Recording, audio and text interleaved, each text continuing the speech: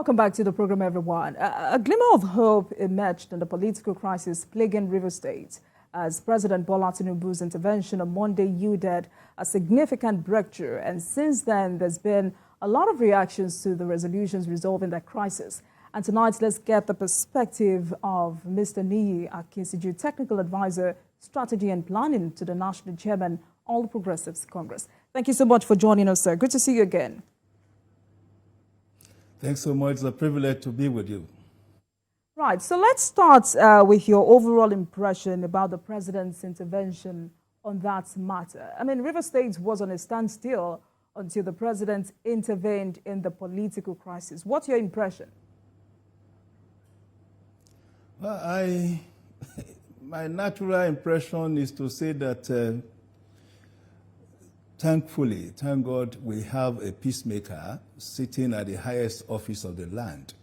And we are seeing a trend, what I call a new trend in pacifism. That is a pacifist in place. For a pacifist, the option is always peace, no matter the circumstances, no matter the condition, no matter the situation. And this is the exhibition of the tendency of that trend that we are experiencing. So I first want to commend Mr. President Bola Tinubu, for creating this new vista in the political trajectory of the nation as we are growing. There is going to be a new chapter. We're going to open a new chapter in relationship, political relationship, which is important because it's going to also hallmark a new characterization of our political culture in the country. We have this tendency for a porous relationship. The average Nigerian politician has a way of holding on to his point of view and refusing to seek a middle ground. So, and this has become a major characterization. And of course, we have this in history. Yeah, even in the same River State that we're talking about, 2013, we know what happened, factionalization of the party, factionalization of the House of Assembly. The president, as at that time, stayed back. We saw how people got themselves injured, violence were visited on one another and all that. We do not need to keep on recording this manner of character, this manner of conduct in the political books of Nigeria. So for me, this is a fresh air.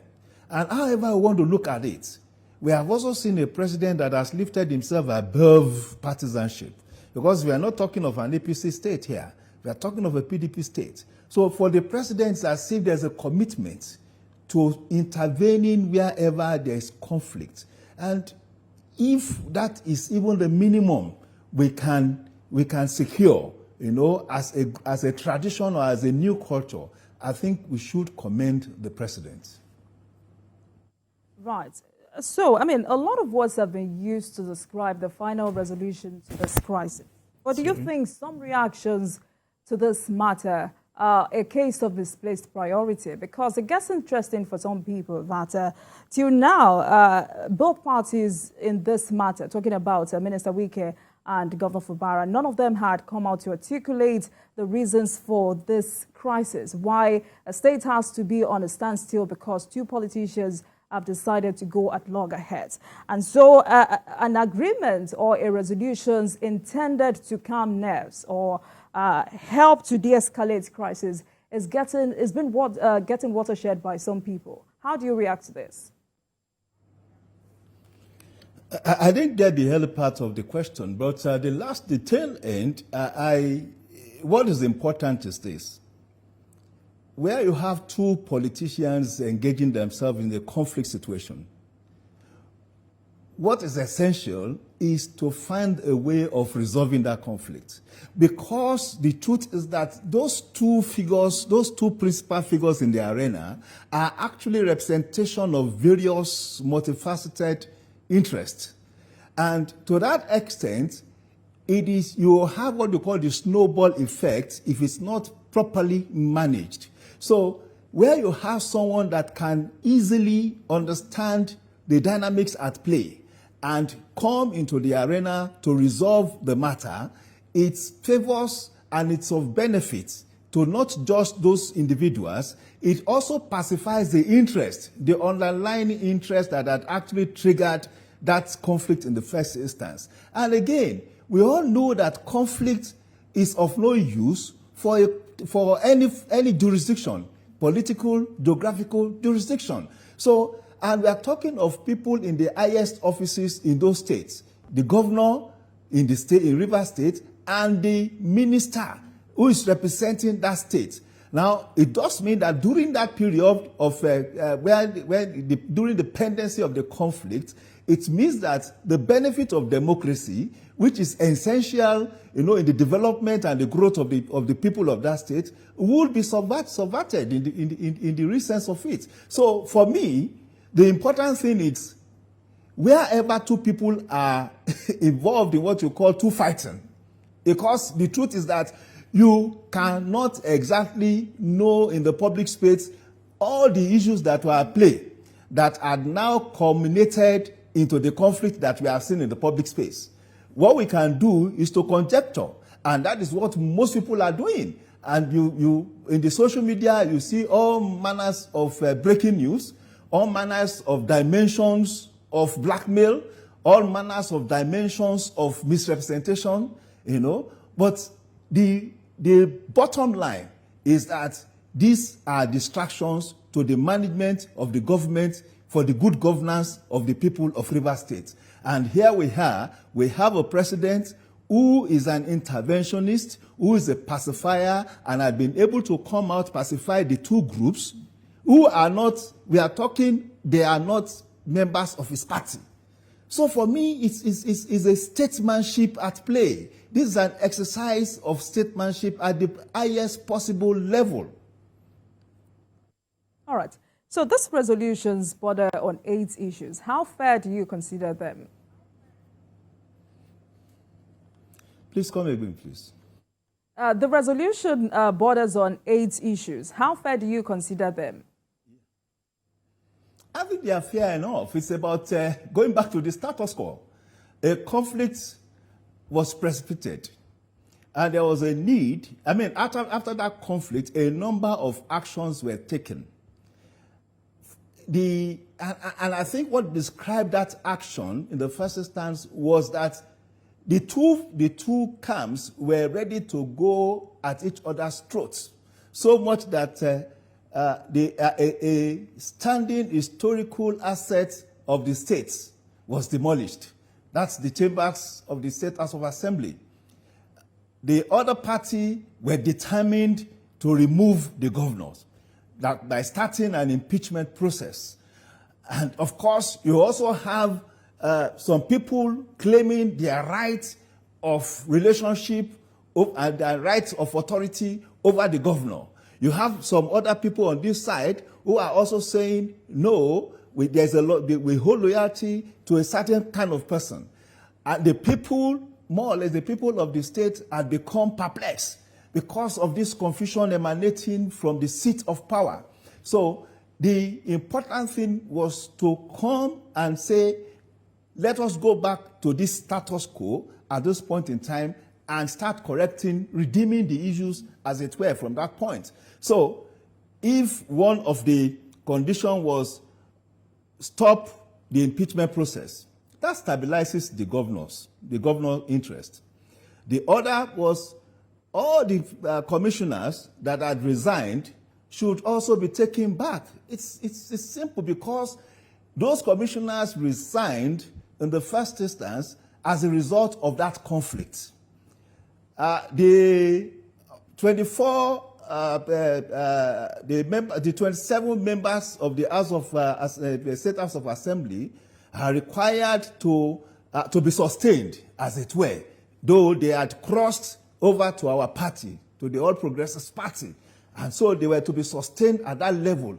Now, that is equity, because they had decided to move as a result of conflicts you know. So going back, and again, I think the governor is a person who has his head properly skewed on his neck, because he also knows that relating with an absolute minority, you know, in the State House of Assembly going forward would lead to issues of criminality and fraud.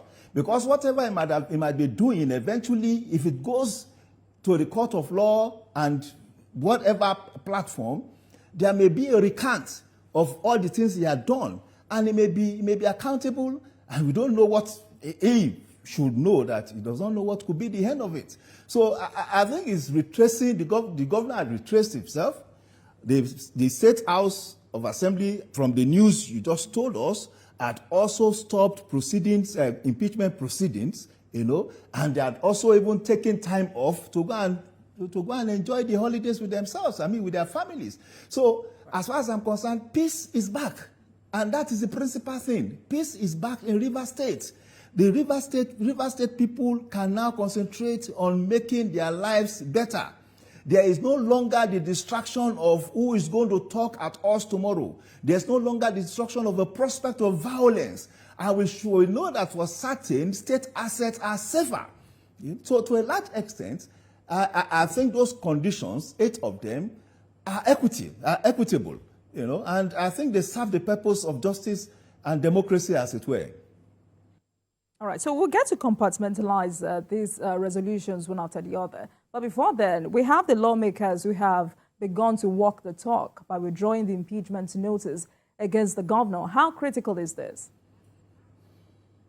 Very critical, because that was the first exhibition, the first outward show of the crisis. Let me use that word, the crisis.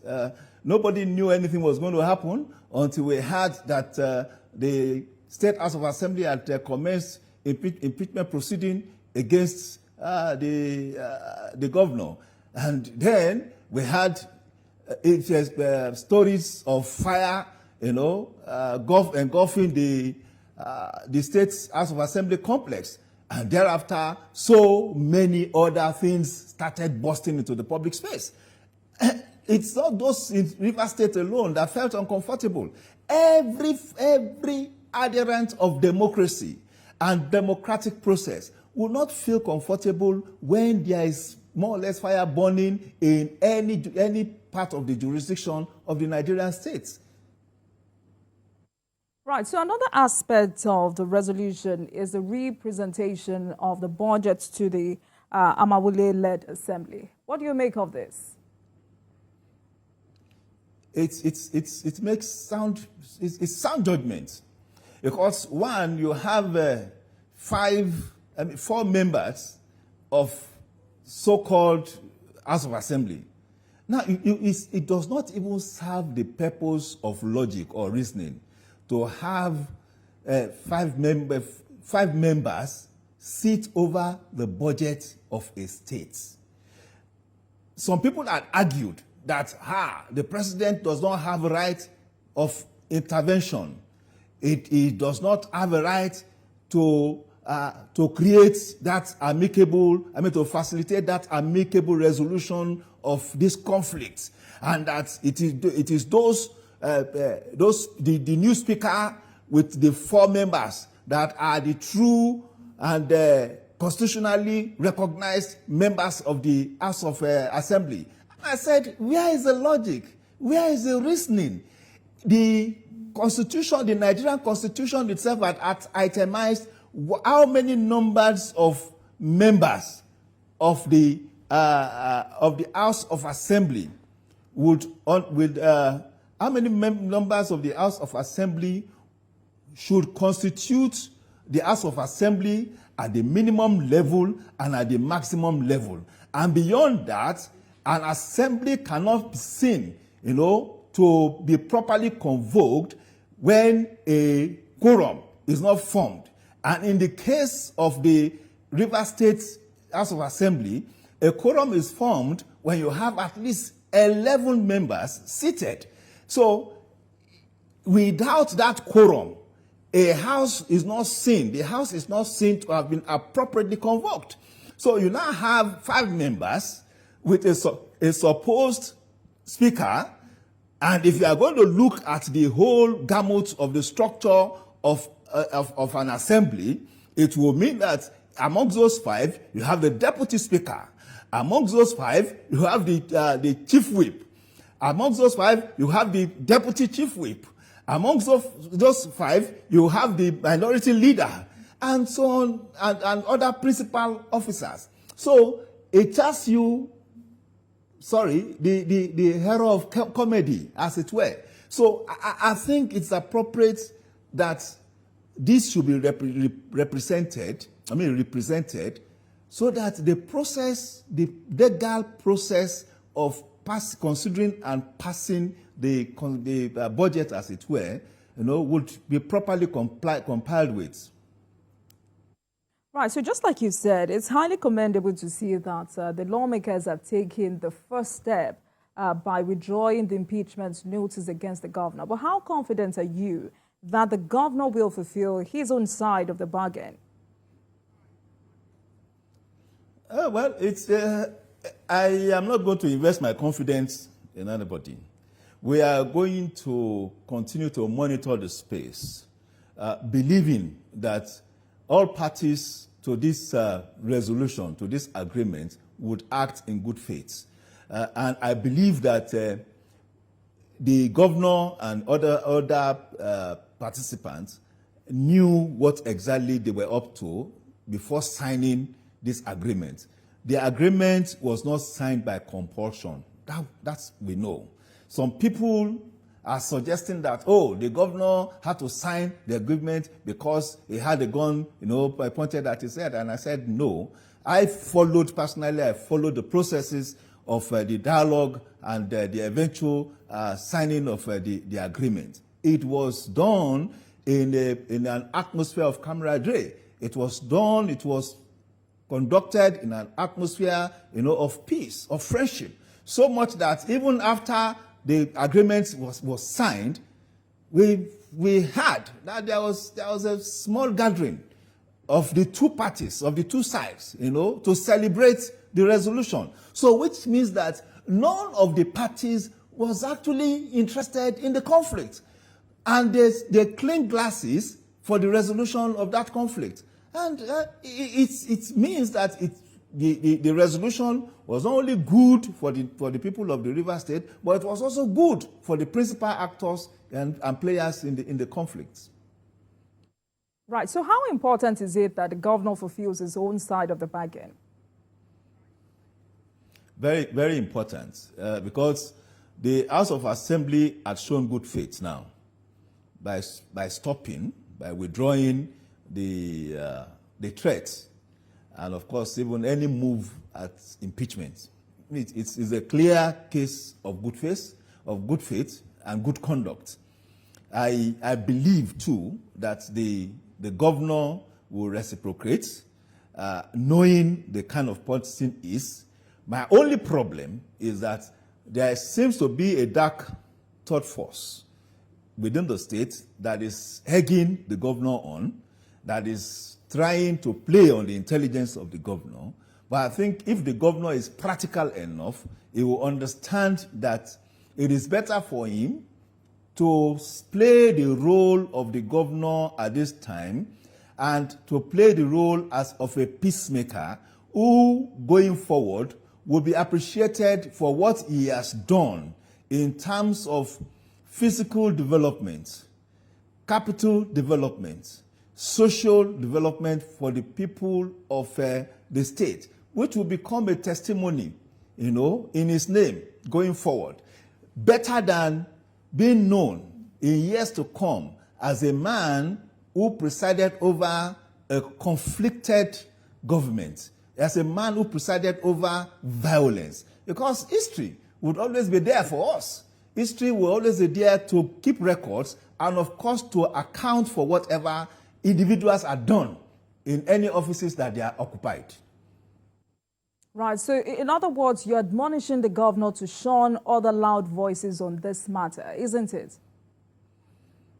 I am begging him, Because we are seeing all manners of loud voices. We are seeing people of, what I would call eminent Nigerians and eminent people from that state that one would naturally have thought that even if the president had not intervened in this matter, they would have facilitated this alternative dispute resolution platform for the governor.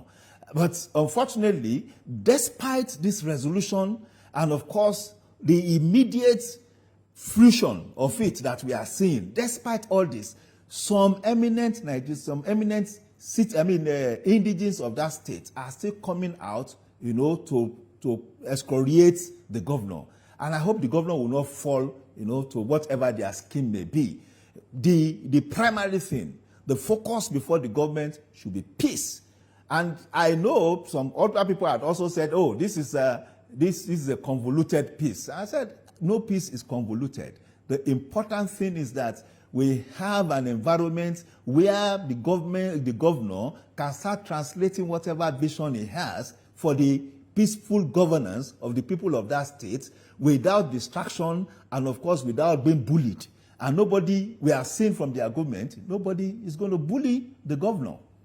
So I am praying, I am begging that the governor will see the good in this agreement and resist any temptation, resist any pressure to go on the offensive again. All right. So, the resolution touched on 8 different issues, but was silent on the issue of defecting lawmakers. How do you think that should be resolved? If there's an agreement, just like I said, there are different platforms of resolving issues. The immediate one, especially for those who talk about constitutionalism, is to go to court. And of course, we know that going to court, one, you don't know how long that will take. You don't know the outcome. In the immediate past week, we have seen 2 courts, adjudicating on the matter, and 2 courts of the same coordinate position ruling differently. So I think the best alternative available is to just take this matter as it were and let us resolve it as it has been resolved. Let us be committed to the resolution, and as much as possible, let us be trusting in each other. Right, so the PDP has reacted to this issue. But before I get to that, the lawmakers who have defected to the APC, your party, what does it mean for the All Progressives Congress? Without doubt, it's a gain for us. Without doubt. We have the opportunity of saying that the All Progressive Congress has an anchor, a political anchor in Rivers State now. It was not as such before now. Before the last, since the change of government, we have seen Rivers State as principally a PDP state. But now, it's an APC state. And we are hopeful, very hopeful, that going forward, the governor may actually have a change of mind and switch over to APC, because APC is still the party. And we have seen the conduct and the comportment of our president, the leader, the possibly highest leadership entity in the APC. We have seen how he has conducted himself, in the intervention in the matters of Rivers State, the Rivers State governor and the House of Assembly. So we believe that the governor, knowing how proactive, how practical, and how good intentioned the president is, would give consideration to working over, to the APC. It's a plus for us, and we congratulate those new members of our party.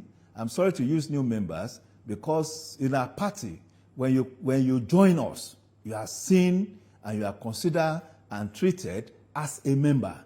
you enjoy all the full rights and privileges of a member, a sitting member. So we welcome heartily the 27 members of the Rivers State House of Assembly that had crossed over, and they said so, that they felt the sagacity of the President of Nigeria, President Bola Ahmed Tinubu, and that they were persuaded by the immediacy of infrastructure development that they are seeing, within their environment, and that they felt that this was a person that would be more impactful politically on their constituents.